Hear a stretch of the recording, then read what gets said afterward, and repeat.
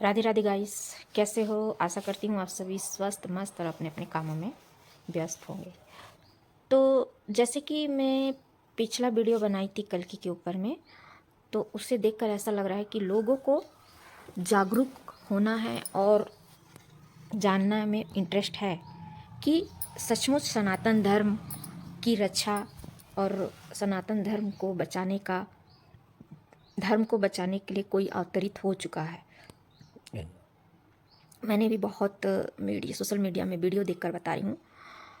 हाँ, कल्कि का तो मैं कह नहीं सकती हूँ, लेकिन कली का तो जन्म हो चुका है। जब कली का जन्म हो चुका है तो कल्कि का जन्म तो होना स्वाभाविक है। अब जिस समय कृष्ण जी अपने पृथ्वी लोक धरती लोक को छोड़कर अपने धाम लौट गए थे, तो कली का प्रभाव उसी समय से ही चालू हो गया था, है ना। क्योंकि दो यदु, है ना, यदु वंश जो समाप्त हुआ आपस में लड़के, है कि नहीं। अब सोच लो, वो उसी समय से कल्कि का, क्योंकि वहाँ बोला गया था कि सोना और मांस मदिरा में ही उसका आगमन होगा। तो उस समय सोने का मुकुट राजा परीक्षित के सर पे था, और तो उसने उसी समय से अपना स्थान, अड्डा बोलते ना, उंगली पकड़ने से हाथ पकड़ के पूरा जगह घेरने वाला किस्सा है। तो उसी समय से उसका प्रभाव देखने मिल गया था, क्योंकि यदुवंश जो है आपस में लड़कर वहाँ समाप्त। इसके पीछे भी एक कहानी है, यदुवंश को जो श्राप मिला था। खैर, हम उतने दूर तक नहीं जाएंगे, लेकिन अब कल्कि का तो मैं नहीं बता सकती हूँ कि जन्म हो चुका है, क्योंकि जिस तरीके से प्रकृति जो संदेश दे रही है हमें, विनाश लीला जो हो रहा है, उसे देखकर इतना मान लीजिए कि कल्कि का अवतरण हो चुका है। लेकिन कली का तो गारंटी है, कली का तो प्रभाव हर घर में है, हर घर में कली का प्रभाव है। अब मान लो उसे कैसे बुलाया जाता है, जैसे अपन देखते हैं ना कि कहीं कुछ घटना हो गया, हे भगवान कलयुग आ गया है। कुछ भी दुर्घटना या घटना बहुत हृदय विदारक देखते हैं ना, तो फिर बोलते हे भगवान कलयुग आ गया। ऐसे कर करके हम कलयुग को याद कर करके कलयुग को जल्दी हमने न्योता दे दिया। बोलते नहीं, हम किसी का नाम लेते रहते हैं और फट से वो सामने आ जाए तो हम क्या बोलते, देखो आपको याद किया और आप सामने आ गए।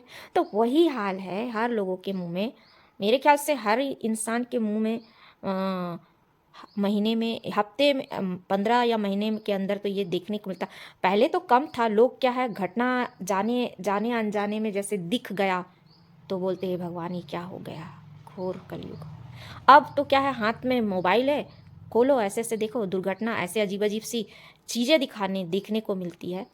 तो हर इंसान के मुंह में तो मेरे ख्याल से हफ्ते भर में तो इंसान 2-3 बार बोल ही देता है या कमेंट पास कर देता है कि क्या देखने मिल रहा, कलयुग आ गया, घोर कलयुग आया, कैसा दिन है।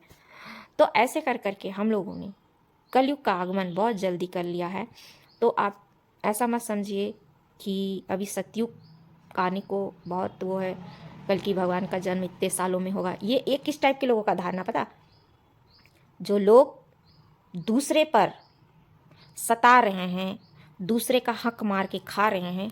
तो याद रखना, ये उन्हीं लोगों की सोच है कि नहीं अभी तो है, अभी तो पुराण में, हालांकि पुराण पढ़े नहीं ना, तो कोई गीता भागवत कुछ नहीं करा। अगर गीता भागवत पुराण पढ़े रहते तो उनके भेजे में क्या समझ में नहीं आता। लेकिन कल्कि का इंतजार उन लोगों को नहीं है। कल्कि का इंतजार जो गरीब दुखी, जो सताए परेशान होके त्राहिम, पहले करते थे ना त्राहिमाम त्राहिमाम, लेकिन अब वही गरीब दुखी जो है, जिन्हें ऐसा लग रहा है कि अब अभी देखोगे जिंदगी जीने से ज़्यादा आसान मौत लगता है। लोग जिंदगी कठिन से जी रहे हैं, लेकिन मौत को आसानी से गले लगा रहे। तो ये क्या है, ये तो कली का प्रभाव है ना। तो हम ऐसे कर करके कलयुग को न्योता दे दिए हैं, और हर घर में कली का है। अगर कोई घर अगर भूल से छूट भी गया, जैसे घर में मस्त भक्ति भावना अच्छाई अगर वहाँ है, तो आप देखोगे कि बाहर वाले ही कैसे उस घर में नज़र गड़ाएंगे।